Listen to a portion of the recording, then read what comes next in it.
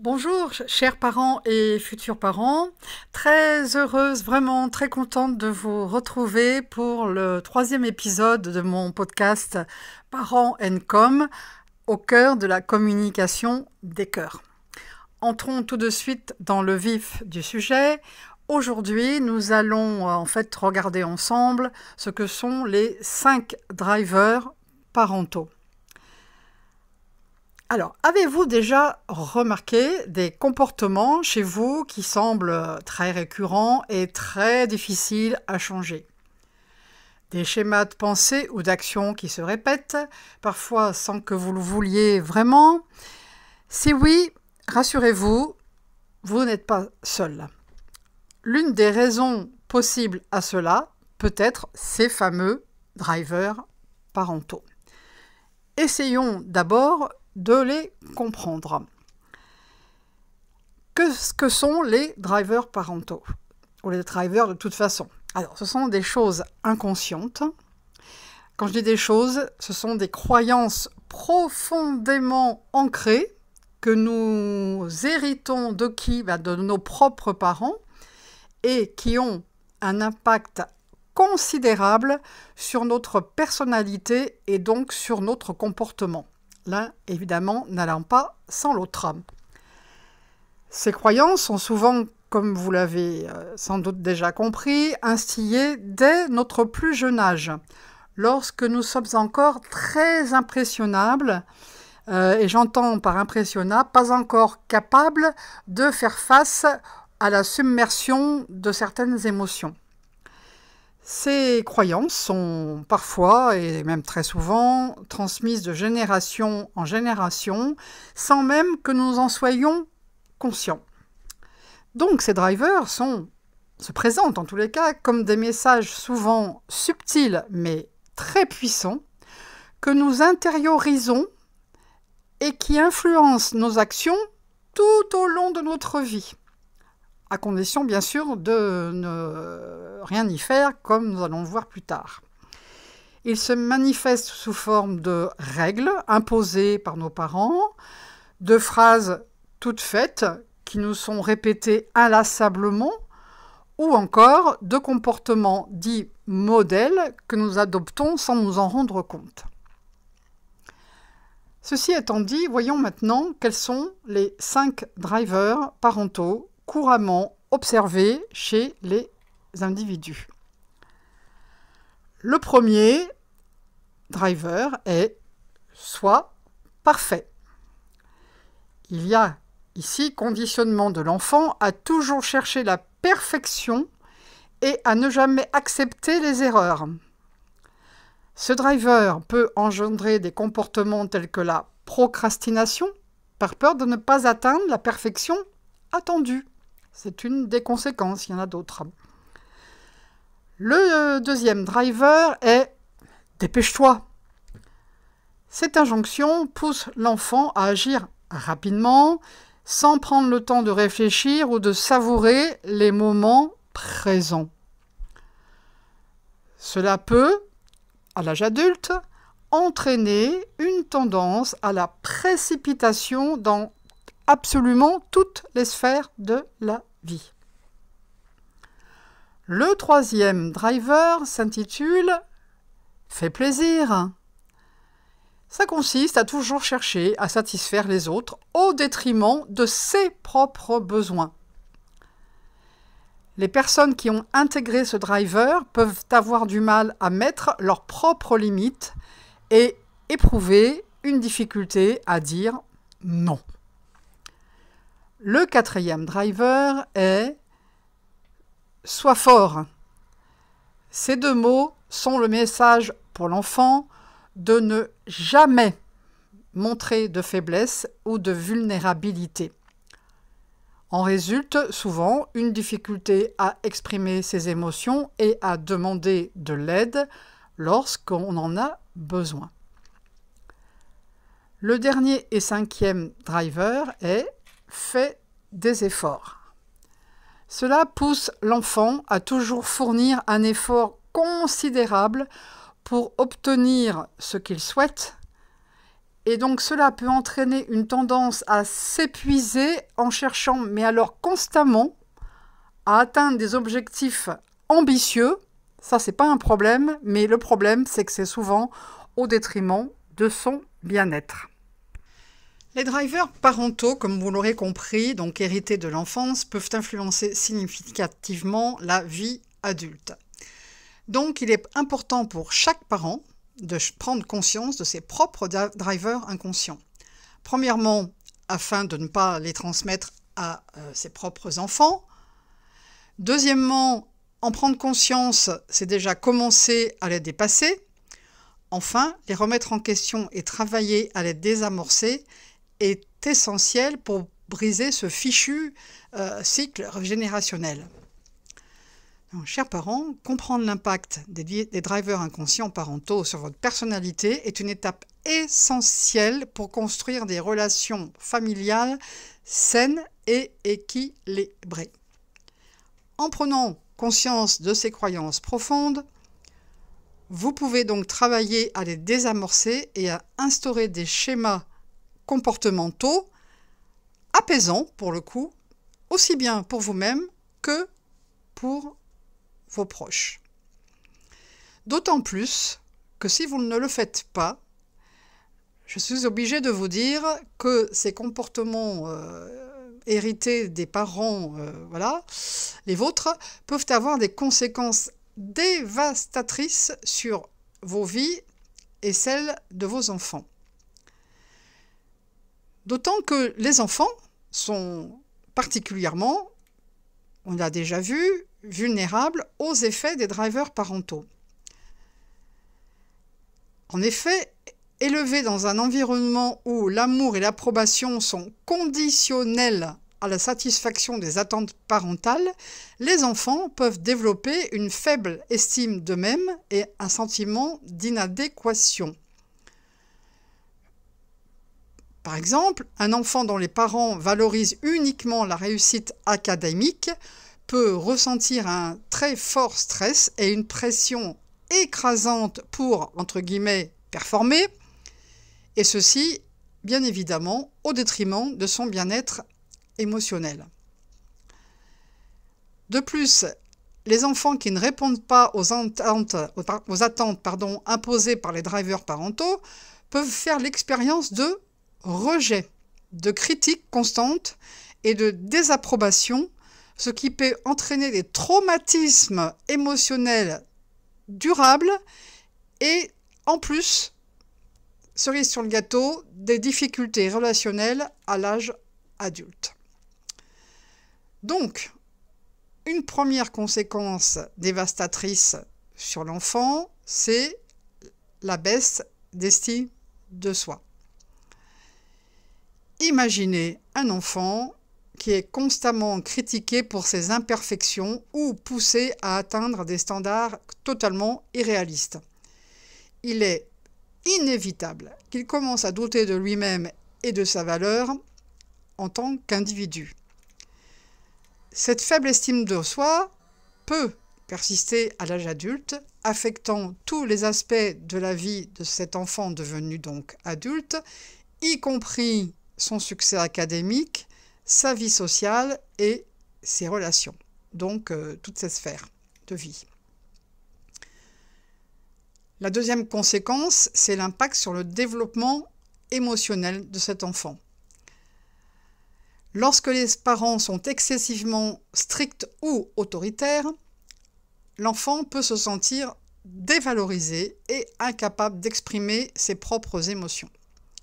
Il peut lui être difficile de développer des compétences sociales telles que l'empathie et la communication dite ouverte. Vous l'aurez compris, cela peut entraîner des problèmes relationnels plus tard dans la vie, car l'enfant a pour le coup du mal à établir des liens sains avec les autres. La troisième conséquence très nocive, c'est le stress. Lorsqu'on les pousse constamment à atteindre des objectifs élevés ou à se conformer à des attentes strictes, les enfants peuvent ressentir une pression écrasante.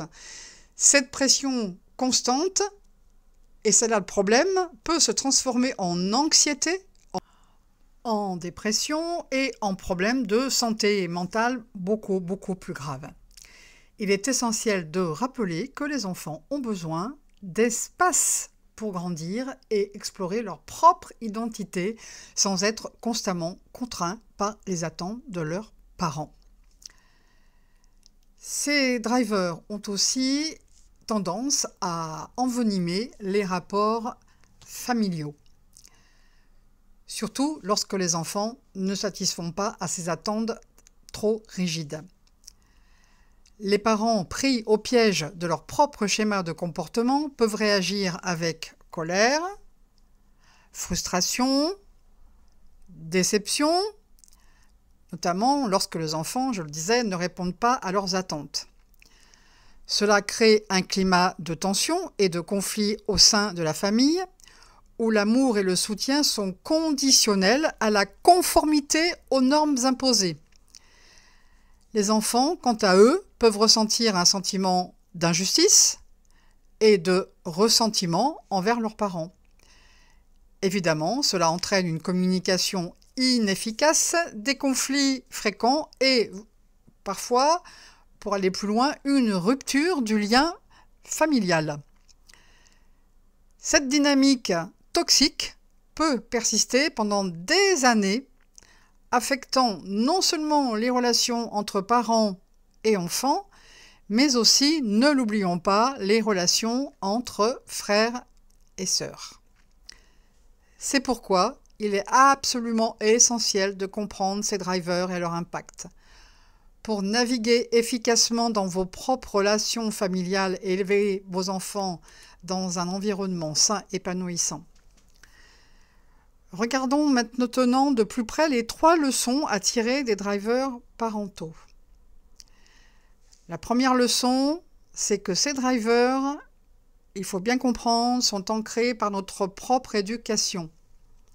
Nos parents sont nos premiers modèles de comportement. Leurs actions, leurs paroles et même leurs silences sont intériorisés dès notre plus tendre enfance. Les schémas de pensée et les habitudes qu'ils nous transmettent peuvent devenir des drivers inconscients guidant nos choix, nos réactions sans que nous en soyons nécessairement conscients.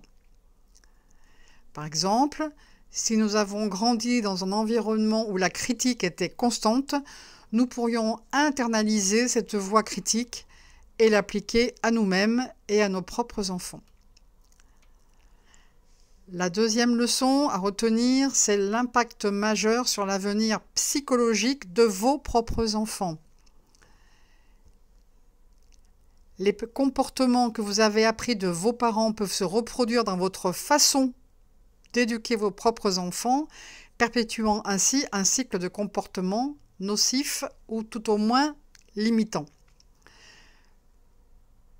Par exemple, si vous avez été élevé dans un environnement où l'amour était conditionnel à la réussite académique ou professionnelle, vous pourriez involontairement transmettre ce message à vos enfants, créant ainsi une pression excessive et des attentes irréalistes. Ces schémas, je le rappelle, peuvent avoir un impact profond sur l'estime de soi et le bien-être émotionnel de vos enfants, mais surtout retenez bien que ce n'est pas à court terme, c'est à long terme. Prendre conscience de l'impact potentiel de vos actions sur vos enfants est crucial pour briser ce cycle. La troisième leçon à retenir, c'est la possibilité d'agir sans ces drivers efficacement. En effet, bien que les drivers parentaux puissent exercer une influence très puissante et considérable sur vos vies, vous n'êtes pas, non, pas du tout condamné à répéter les schémas du passé. Il est tout à fait possible, et c'est la bonne nouvelle du jour, d'agir de manière consciente et efficace, indépendamment de ces influences. La clé réside, tout simplement, si je puis dire, dans la prise de conscience et dans la prise de responsabilité de vos propres choix. Vous pouvez briser le cycle des drivers parentaux et créer une vie basée sur vos propres valeurs et aspirations en reconnaissant les schémas de comportement qui vous limitent et en cultivant une attitude de remise en question et de croissance personnelle. Ainsi, vous allez pouvoir interrompre la spirale infernale des schémas du passé et vous créerez des relations familiales basées uniquement sur l'amour, 1, le respect, 2, et l'authenticité, 3. Pour vous aider à prendre conscience des drivers parentaux, je vais donc vous lister 11 erreurs à éviter. Voilà. Mais avant ça, je vous rappelle quand même ces 5 drivers pour que vous en soyez bien conscients. C'est la première des choses. Donc, sois fort, fais des efforts, dépêche-toi, fais plaisir, sois parfait. Donc, passons maintenant aux 11 erreurs courantes. La première erreur, c'est tout simplement ignorer l'impact des drivers parentaux. Sous-estimer l'impact des schémas de comportement hérités de nos parents peut conduire à répéter inconsciemment, encore et encore, les mêmes erreurs dans l'éducation de nos propres enfants. Deuxième erreur, perpétuer les schémas négatifs. Répliquer les schémas de comportement destructeurs ou toxiques de nos parents peut entraîner des conséquences néfastes pour nos enfants et perpétuer un cycle de dysfonctionnement familial. Troisième erreur, adopter une approche autoritaire. Utiliser des méthodes de discipline rigides et autoritaires peut nuire à la relation parent-enfant et favoriser le ressentiment et la rébellion chez les enfants. Ce podcast étudiera dans quelques temps ce qu'est une autorité saine. Il ne s'agit pas de ne pas conduire l'enfant avec des bordures, des limites à respecter, mais justement, nous ferons la différence, je vous ferai la différence entre l'autorité saine et l'autorité malsaine. Ceci étant une parenthèse. La quatrième erreur, c'est nier l'individualité de l'enfant. En effet, imposer des attentes rigides et uniformes à tous les enfants sans tenir compte de leur individualité et voire même parfois de leur âge peut étouffer leur développement personnel et leur confiance en soi. Cinquième erreur, la fichue comparaison de vos enfants aux autres. Comparer constamment votre enfant à ses frères et sœurs, à ses amis ou à d'autres enfants peut, vous le comprenez bien, créer un sentiment d'infériorité et de stress.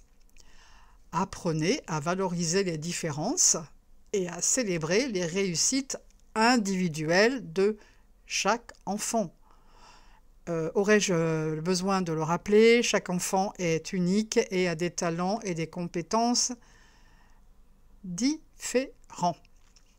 Sixième erreur, utiliser la culpabilisation comme outil de contrôle. Recourir à la culpabilisation pour influencer le comportement de l'enfant peut endommager sa santé mentale et compromettre forcément la qualité de la relation parent-enfant. Reconnaissez également que ça a un petit côté manipulation. Il ne faut pas se cacher derrière je ne sais quoi. Bien. Septième erreur, négliger les besoins émotionnels de l'enfant. C'est-à-dire que ignorer ou minimiser les émotions de l'enfant peut conduire à des problèmes d'adaptation sociale et affective à l'âge adulte. Quand l'enfant vous dit qu'il a peur, eh bien, il a peur. Voilà. C'est pas la peine de lui dire, pas la peine d'avoir peur. Voilà, c'est clair. Huitième erreur, fuir les conflits. Alors, éviter les conflits familiaux au lieu de les résoudre de manière constructive peut créer un climat de tension et de ressentiment au sein de la famille. Dit autrement, chacun ronge son frein et ce faisant, se fait énormément de mal jusqu'au moment où ça va effectivement éclater dans une belle colère et tout le monde va se demander ce qui se passe. Neuvième erreur, refuser d'apprendre de ses propres erreurs. En effet, rester fermé aux critiques et refuser de remettre en question ses propres schémas de comportement peut entraver le processus de croissance et de développement personnel. Être responsable, c'est être capable d'accepter qu'on vous dise que quelque chose ne va pas et derrière de tout faire pour vous améliorer ensuite. 11e et dernière erreur, ne valorisez que l'effort. Félicitez votre enfant pour ses efforts, quels que soient les résultats finaux. En effet, se concentrer uniquement sur les réussites peut créer un sentiment de pression excessive et décourager votre enfant à prendre des risques. Donc l'idée, c'est de ne pas le complimenter sur les résultats, ce qui n'empêche pas quand même de le faire, mais quoi qu'il arrive, le complimenter sur l'effort qu'il a fourni. Ce qui est subtil avec ces drivers parentaux, c'est que le parent, donc vous, donc moi, dans un temps donné, avant donc, c'est que le parent croit que cela fait partie de l'éducation dite normale, donnée par un adulte soucieux de bien préparer l'avenir de son enfant. Pourtant, et oui, pourtant, c'est exactement le contraire qui se produit comme nous venons de l'expliquer. Éviter ces erreurs courantes liées aux injonctions parentales vous permettra de construire une relation positive et équilibrée avec votre enfant. Surtout, gardez bien à l'esprit que personne n'est parfait. Faire preuve de compréhension et d'empathie, c'est aider votre enfant à s'épanouir pleinement. Pour vous aider à accomplir cette mission qui consiste à quitter ces drivers parentaux, vous trouverez dans la description, 2 liens qui vont sans doute bien vous intéresser, en tous les cas je l'espère, mais en tous les cas aussi vont surtout vous aider à agir efficacement par rapport à ce que je viens d'expliquer. Le premier est pour présenter les 5 étapes pour éviter le piège des drivers parentaux. Et le deuxième, ce sont 4 critères pour s'extraire des drivers parentaux. Voilà, écoutez, j'espère que vous ferez, comme d'habitude, bon usage de tout ce que je viens de vous expliquer, voire vous dévoiler. Je vous remercie par avance de votre écoute. Je vous remercie également de bien vouloir, au gré de vos envies, partager, vous abonner si vous comprenez que je vais vous apprendre plein de choses, en tous les cas les mettre au grand jour. Éventuellement commenter, tout commentaire recevra une réponse de ma part. Je vous dis à bientôt et donc je vous laisse réfléchir à tout cela tranquillement.